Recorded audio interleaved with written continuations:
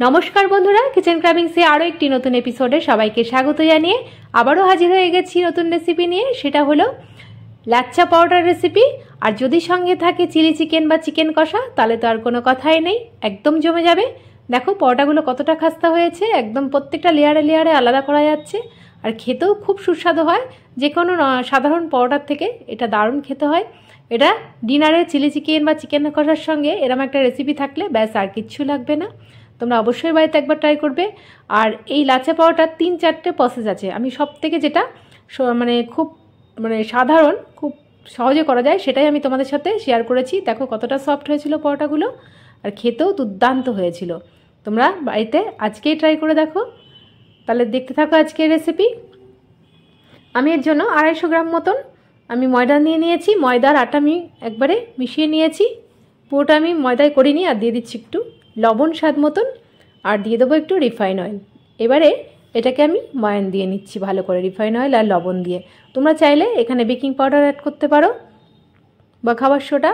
এবার আমি ময়ানটাকে ভালো করে মিশিয়ে নিচ্ছি যতক্ষণ না এরকম একটা মুঠোর মধ্যে আসে। এবার আমি নর্মাল রুম টেম্পারেচারে থাকা জল দিয়ে আমি এটাকে মেখে নিচ্ছি। এটা একটা ডোতে পরিণত করে নিচ্ছি আমি। এবার জল দিয়ে দিয়ে আমি সফটভাবে ময়দাটাকে মেখে নিচ্ছি। তোমরা চাইলে শুধু ময়দারও করতে পারো, আমি আটা আর ময়দা একসঙ্গে মিলিয়ে করেছি। এটা খেতেও ভালো হয় আর হজমও হয় তাড়াতাড়ি। শুধু ময়দায় করলে অনেক সময় গ্যাস অম্বল হয়, আমি তার জন্য দুটো আমি একসঙ্গে করে নিয়েছি। দেখো আমি এটাকে ভালো করে মেখে নিয়েছি খুব সফট করে, আর একটু সাদা তেল দিয়ে ভালো করে মেখে আমি আধ ঘন্টার জন্য ঢেকে দিলাম। আর এদিকে দ্বিতীয় পর্ব, এর মধ্যে আমি একটা ব্যাটার তৈরি করে নিচ্ছি কর্নফ্লাওয়ার আর একটু সাদা তেল দিয়ে। এটা আমি পরোটাটা রেডি করার সময় এটা ইউজ করব। দেখো আমি ভালো করে মিশিয়ে নিচ্ছি কর্নফ্লাওয়ার আর সাদা তেলটা, থিকনেসটা এরকম হবে। এবারে আমি আধ ঘন্টা পরে ফিরে আসছি। এবার এগুলো থেকে আমি লেচি কেটে নিচ্ছি। দেখো অনেকটা নরম হয়ে গেছে ঢাকা দিয়ে রেখে রাখার ফলে। এবার আমি লেচি কেটে নিচ্ছি একটা একটা করে। আমি এর থেকে টোটাল 5খানা লেচি আমি করে নেব। আমি বেশি করিনি, আমি যেহেতু 250 ময়দা দিয়ে করছি। এবার এগুলোকে আমি গোল গোল শেপ দিয়ে নিয়েছি। এবার আমি এগুলোকে রেডি করে নেব। বেলাটাই আসল, দেখতে থাকো। সাধারণ পরোটার থেকে একটু আলাদা, তবে খুব সহজ। তোমরা একবার দেখলেই পারবে। তোমরা অবশ্যই অনেকে জানো, তবে এক একটা স্টেপ আলাদা আলাদা থাকে। আমি খুব সোজা স্টেপটা তোমাদের দেখাচ্ছি। দেখো আমি এটাকে আমি রুটি করে নিচ্ছি, গোল করে রুটির মতন করে বেলে নিচ্ছি আগে। দেখো এটা পুরো বেলে নিয়েছি। এবারে আমি এর ওপর দিয়ে সেই ব্যাটারটা আমি দিয়ে দিচ্ছি। কর্নফ্লাওয়ারের চারিদিকে আমি ছড়িয়ে দিয়েছি ব্যাটারটা, আর ওপর থেকে দিয়ে দেবো একটু ময়দার গুঁড়ো। তারপরে আমি এটাকে ফোল্ড করে দিচ্ছি। ফোল্ড করে দেওয়ার পরে আমি চাকু দিয়ে আমি সরু সরু করে এগুলো কেটে নিচ্ছি।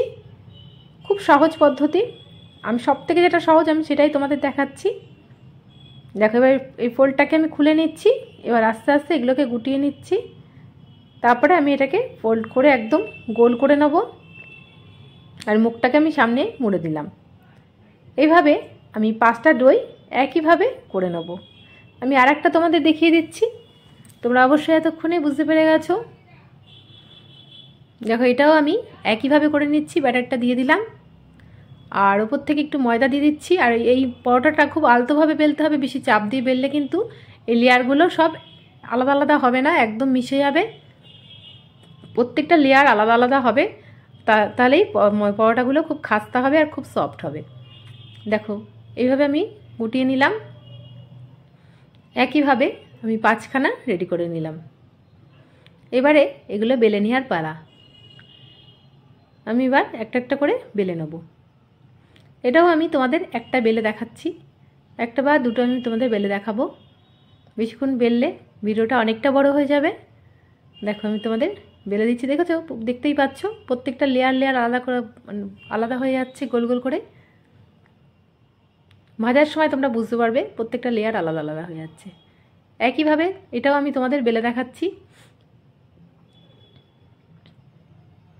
দেখো এটাও রেডি হয়ে গেছে।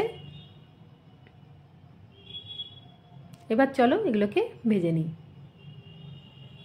আমি ওভেনে একটা চাটু বসিয়ে দিয়েছি। তারপরে আমি শুকনো খোলায় আগে আমি পরোটাগুলোকে সেঁকে নিচ্ছি। তারপরে আমি তেল দিয়ে ভাজবো। একটা একটা করে সেঁকে নিয়ে ভাজতে গেলে এটা পুরো তেল তেল হয়ে যাবে, তাহলে পরোটাগুলো ভালো শেখা হবে না। তার জন্য আমি সব পরোটাগুলোকে আগে সেঁকে নিলাম শুকনো খোলায়, তারপরে এবার আমি উপর থেকে তেল দিয়ে এবার এগুলোকে ভেজে নিচ্ছি। দেখো এটা শেখা হয়ে গেছে, এবার আমি তেল দিচ্ছি। দেখো তেল দেওয়ার ফলে এটা পরোটাগুলো একটু ফুলে ফুলে উঠবে আর ভেতরটাও খুব সুন্দর ভাজা হয়ে যাবে। প্রত্যেকটা লেয়ার আলাদা আলাদা হয়ে গেছে, তোমাদের আমি দেখাচ্ছি পরে খুলে খুলে। দেখো এই দেখো, দেখতেই পাচ্ছ। দেখো এটা হয়ে গেছে, আরেকটাও আমি তোমাদের ভেজে দেখাচ্ছি।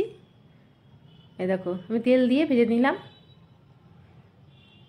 দেখো রেডি। এটা দেখো সাধারণ পরোটার থেকে একটু খেতে একটু আলাদাই হয়, তোমরা অবশ্যই বাড়িতে একবার ট্রাই করবে, দারুণ হয়। এইভাবে করলে পরোটাগুলো খুব সফট হয়। দেখো রেডি হয়ে গেছে। দেখো আমি 5খানা পরোটা একইভাবে আমি রেডি করে নিয়েছি। এবার এটা আমি চিলি চিকেনের সঙ্গে সার্ভ করব। তোমরা চিলি চিকেন ছাড়া যে কোনো চিকেনের রেসিপি বা আলুর দম যে কোনো রেসিপির সঙ্গে তোমরা এটা সার্ভ করতে পারো। এটা খেতে খুবই সুন্দর হয়। দেখতেই পাচ্ছ প্রত্যেকটা লেয়ার লেয়ার আলাদা হয়ে গেছে আর খুব খাস্তাও হয়েছিল পরোটাগুলো। তোমরা অবশ্যই বাড়িতে একবার ট্রাই করে নেবে। আবারও আসবো নতুন নতুন রেসিপি নিয়ে। দেখো তাহলে এবার আজকের মতন এইটুকুনি, নেক্সট রেসিপির আমন্ত্রণ জানিয়ে এখানেই বিদায় নিলাম। ভালো থাকবে, সুস্থ থাকবে, সবাই সবার পাশে থাকবে। ধন্যবাদ।